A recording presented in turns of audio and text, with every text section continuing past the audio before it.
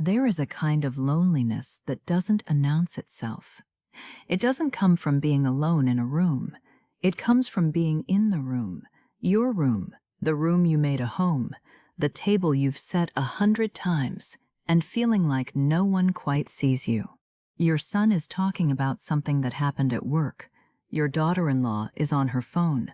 The grandchildren are running between the kitchen and the living room.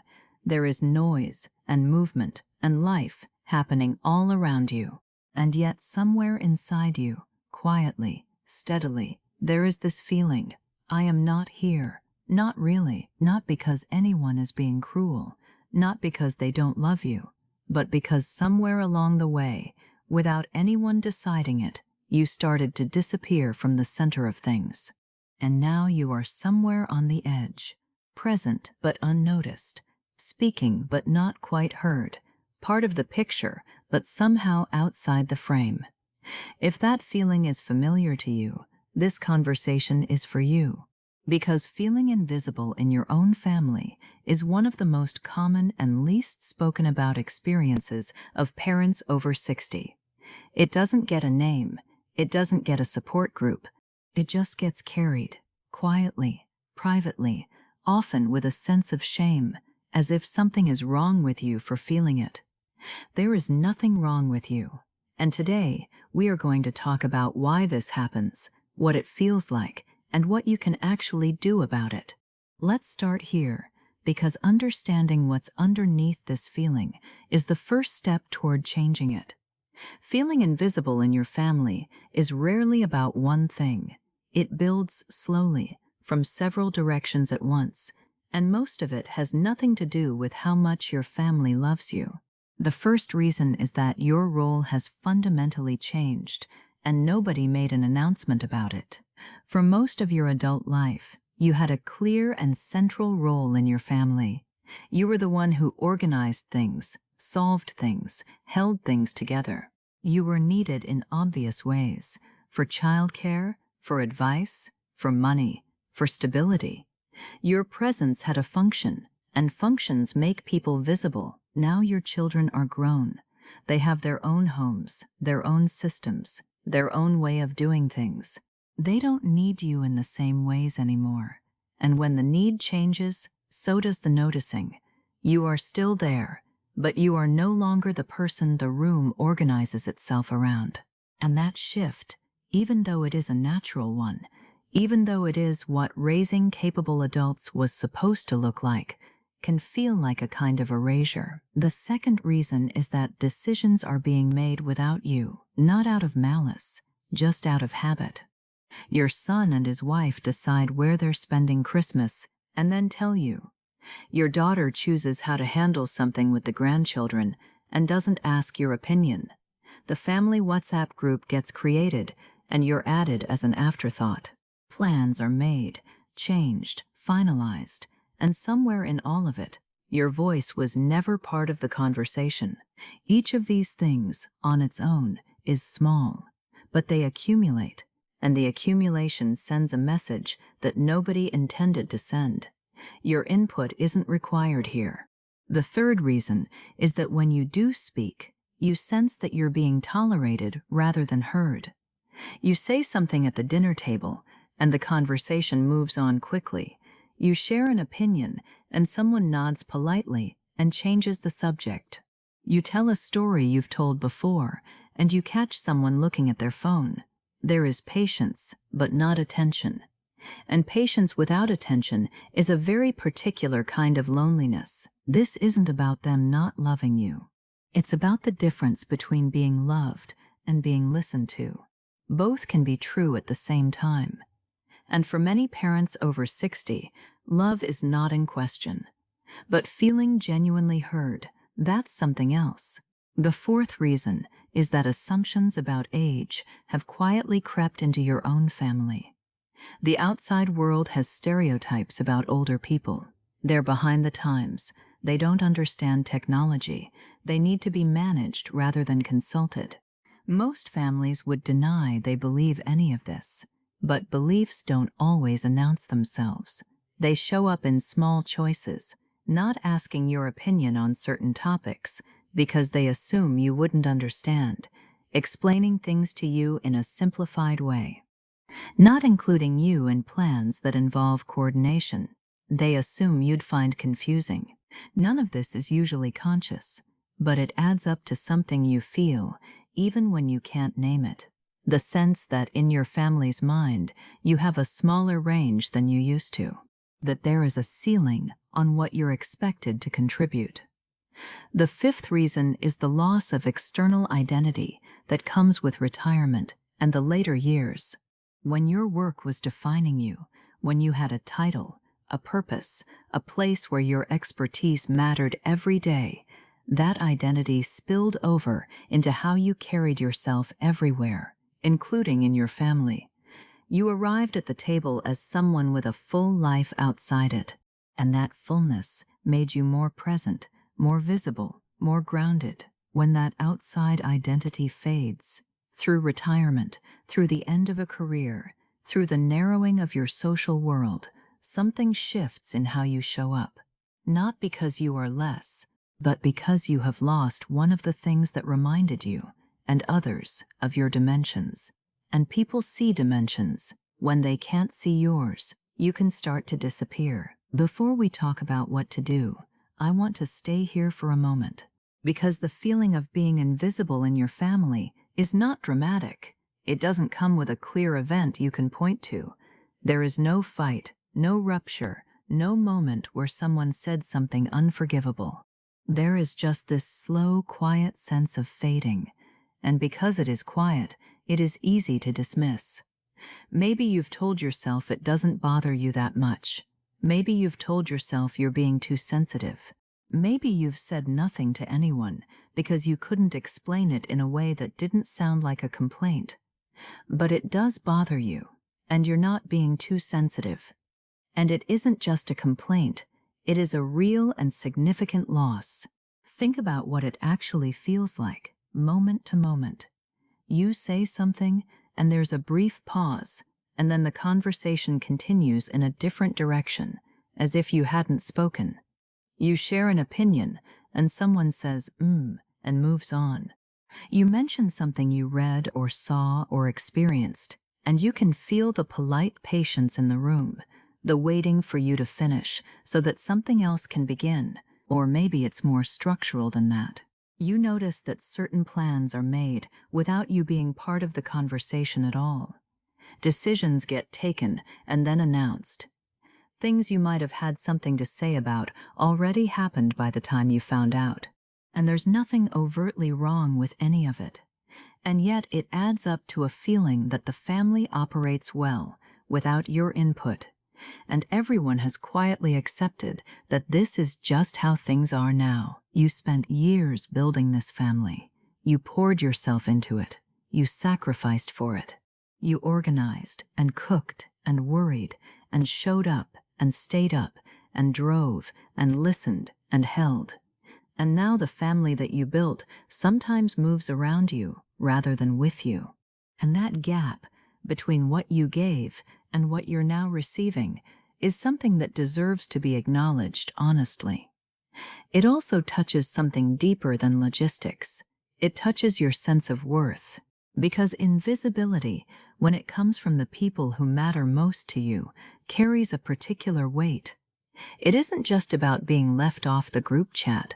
It's about whether your life still counts for something, whether your experience and your wisdom and your love still have a place in the world you care most about. They do. And the rest of this conversation is about how you reclaim that place, not by demanding it, but by building it. When you feel invisible, the instincts that feel most natural are usually the ones that make things worse. Let's talk about those first. The first mistake is complaining about it, especially to the people you feel invisible around. Saying nobody listens to me, or I feel like I don't matter, to your adult children almost never produces what you're hoping for. At best, it creates a temporary surge of guilt-driven attention that quickly fades. At worst, it positions you as needy in a way that makes them pull back further. Naming the feeling as a grievance rarely opens the door you want to open. it tends to close it. The second mistake is referencing your old role. I used to be the one who, when you were young, you always came to me for, I've been doing this for 30 years. Nobody asked me. These references are understandable. They come from a real place, but they do not make you more visible.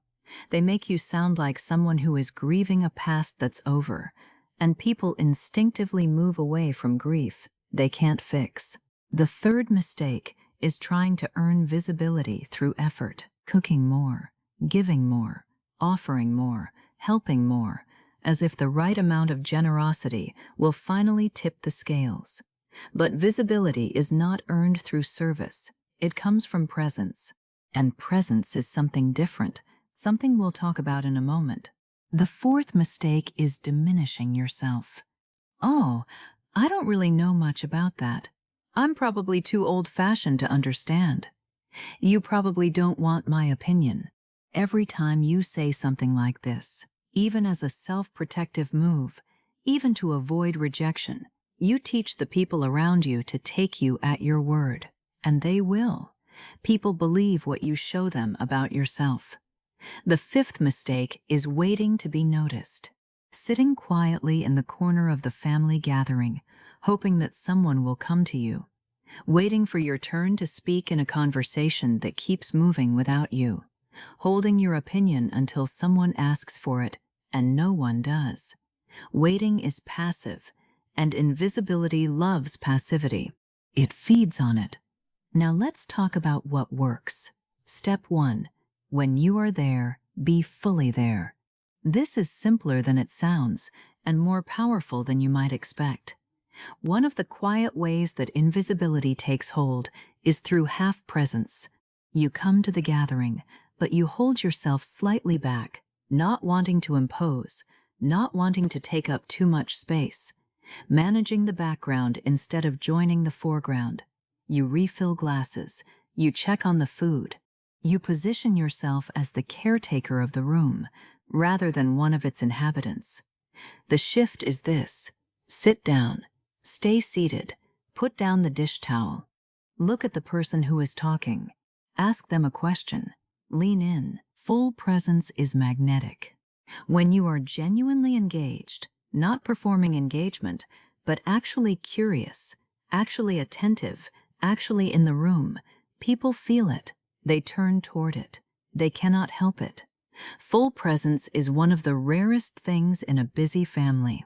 When you offer it, you become visible almost immediately. Step 2. Share without being asked. This is a quiet revolution, and it requires some courage. Most people who feel invisible have learned to wait. They've been conditioned, by years of being politely heard and then moved past, to hold their thoughts until someone reaches for them.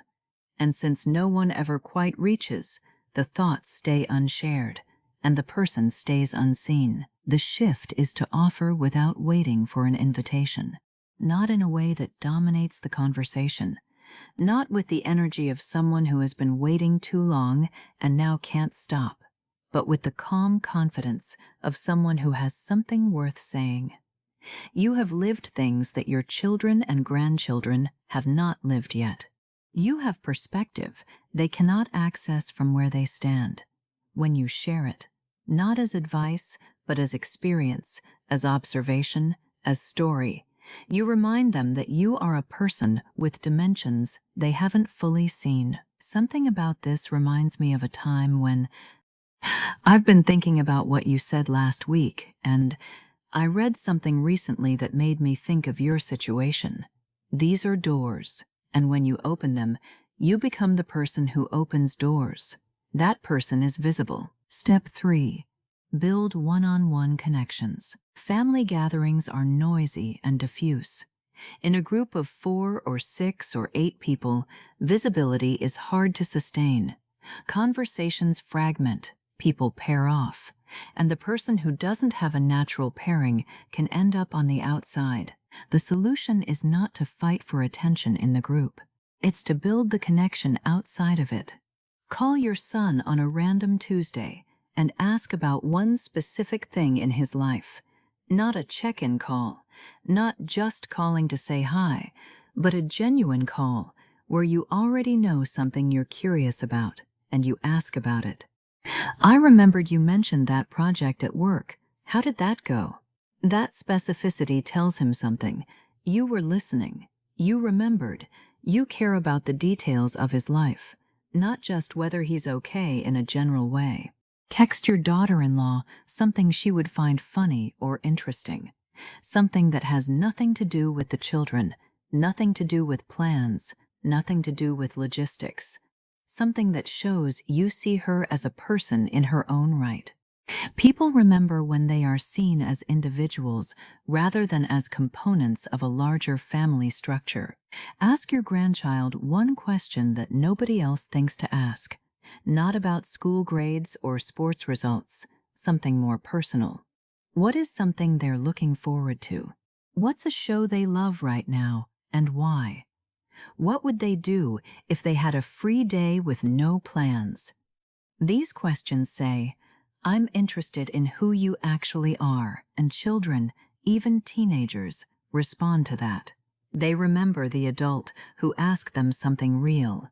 One-on-one connection is where real visibility lives. It's where people stop seeing you as the parent or the grandparent and start seeing you as a person they actually know, and people who are known are not invisible. Step 4. Let yourself be curious about something new. Here is a quiet truth about visibility. Curious people are interesting, and interesting people are noticed. When you are learning something, a new skill, a new subject, a new way of seeing something, you carry a certain energy with you. You have things to say that you didn't have to say before. You ask questions that come from a genuine place. You are someone who is still becoming, not just someone who already was. It doesn't have to be dramatic. Learning to use a new kind of software, reading about something you've never explored before, taking a class, joining a group, starting a project that has nothing to do with your family and everything to do with your own aliveness.